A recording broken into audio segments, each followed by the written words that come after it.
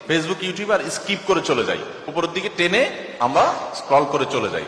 শয়তান আমাদেরকে বলে তোমার কি করার আছে, তুমি একটা সামান্য, একে তো বাংলাদেশের মতো একটা ছোট্ট দুর্বল দেশ, আবার সে দেশের একজন অতি সাধারণ একজন নাগরিক, একজন নগণ্য মানুষ, তুমি এই আন্তর্জাতিক সমস্যার সমাধান করার মতো ক্ষমতা তো তোমার হাতে নাই, তোমার কি করার আছে? সো তুমি একটু আল্লাহর কাছে দোয়া করো, বাস। আমি একটু দোয়া করে ওটাকে স্কিপ করে আর একটা ঝাঁকানাকা কোনো ভিডিওতে আমি ডুবে যাচ্ছি। এই না আমাদের অবস্থা? আসলে কি তাই? আমি তো তা মনে করি না। এটা শয়তান আপনাকে মিথ্যা কথা বলে, আপনাকে মিথ্যা সান্ত্বনা দেয়। শয়তান বলে তোমার কিছু করার নেই। কে বলেছে আপনার কিছু করার নাই? আপনার যে কত কিছু করার আছে সেটা আপনি নিজেও ভাবেন নাই। আল্লাহ তাআলা আপনাকে জিজ্ঞাসা করবেন না তুমি সেখানে সামরিক শক্তি কেন পাঠাও নাই, কারণ সামরিক শক্তি আপনার হাতে নাই। আল্লাহ আপনাকে এটা জিজ্ঞেস করবেন না। আল্লাহ আপনাকে বলবেন না তুমি মানবিক সহায়তা নিয়ে শত শত হাজার হাজার টন কেন খাবার পাঠাও নাই সেখানে, কারণ এই ক্ষমতা আপনার হাতে নাই। আল্লাহ এটা জিজ্ঞেস করবেন না।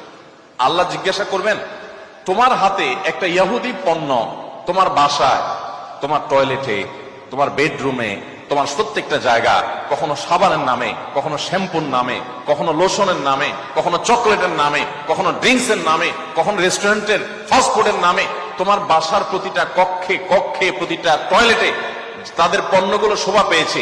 এই পণ্য বেচা টাকা দিয়ে তারা বোমা হামলা করে মানুষ মেরেছে। তুমি শুধুমাত্র তাদের প্রতি সিম্পেথি দেখাতে পারতে, সেটা তো দূরের কথা, উল্টো বরং তুমি সেই বোমা হামলার সঙ্গে জড়িত। তুমি জেনে হোক আর না জেনে হোক, তুমি বুঝে হোক আর না বুঝে হোক, তুমি কিন্তু সেই বোমা হামলার সাথে জড়িত। প্রতিদিন তুমি চাঁদা দিচ্ছ ফিলিস্তিনের মানুষকে হত্যা করবার জন্য। আল্লাহ এই কথা বলবেন? এই কথা বলার যথেষ্ট সুযোগ আছে। প্রতিদিন আপনি চাঁদা দিচ্ছেন।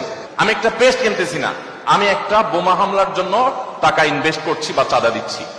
প্রতিদিন বাংলাদেশের প্রত্যেকটা মানুষের কাছ থেকে, প্রতিটা মানুষের ঘর থেকে ওরা চাঁদা তুলে নিয়ে যাচ্ছে। আপনি মনে করছেন মুদি দোকানে গিয়ে আমি মালামাল কিনে আনছি। আল্লাহর কসম করে বলছি এটা মালামাল কেনা না। এটা আপনি দেখছেন মালামাল কেনা, আমি এটাকে মালামাল কেনা দেখছি না।